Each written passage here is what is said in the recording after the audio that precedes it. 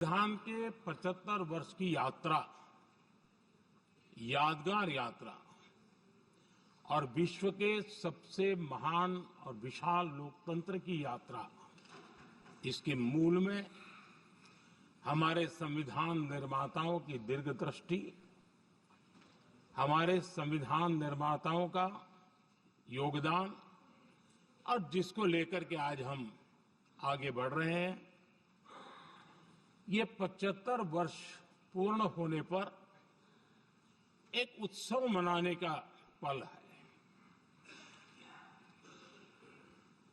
मेरे लिए खुशी की बात है कि संसद भी इस उत्सव में शामिल होकर के अपनी भावनाओं को प्रकट करने। सभापति जी, हमारे संविधान के निर्माण की प्रक्रिया में हमारी देश की नारी शक्ति ने संविधान को सशक्त करने में बहुत बड़ी भूमिका निभाई थी।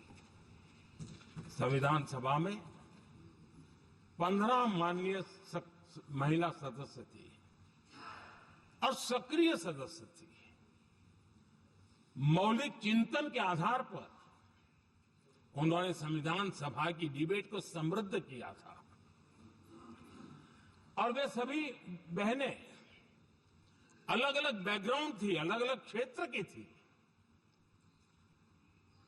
और संविधान में उन्होंने जो जो सुझाव दिए, उन सुझावों का संविधान के निर्माण पर बहुत बड़ा प्रभाव रहा था। हम देख रहे हैं हर बड़ी योजना के सेंटर में महिलाएं होती है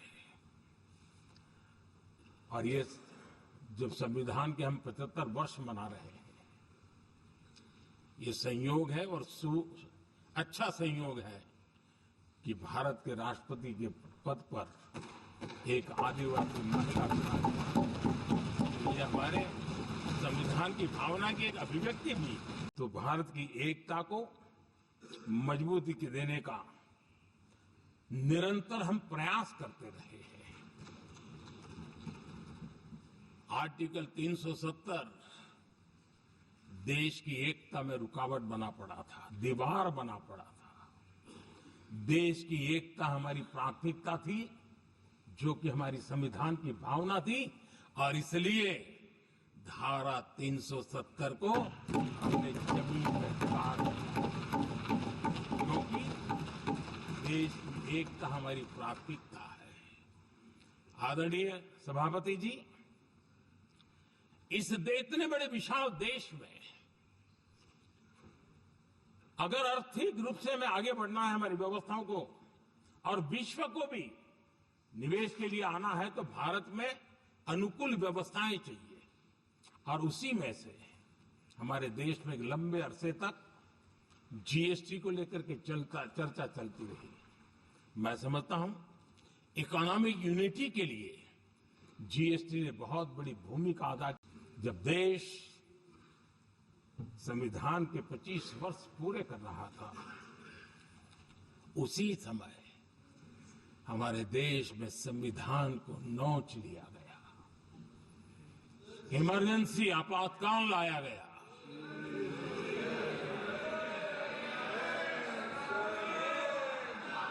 संवैधानिक व्यवस्थाओं को समाप्त कर दिया गया,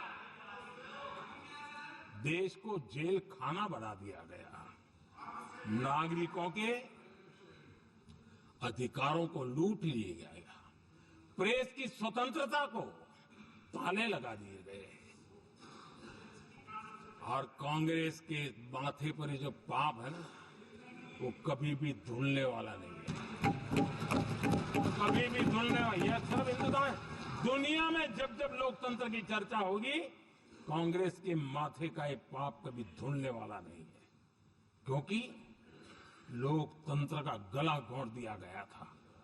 आदरणीय सभापति जी, ये परंपरा यहां नहीं रुकी।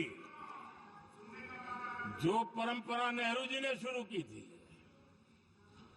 जिसको दूसरे प्रधानमंत्री जी इंदिरा जी ने आगे बढ़ाया, क्योंकि खून मुंह पे लग गया था और इसलिए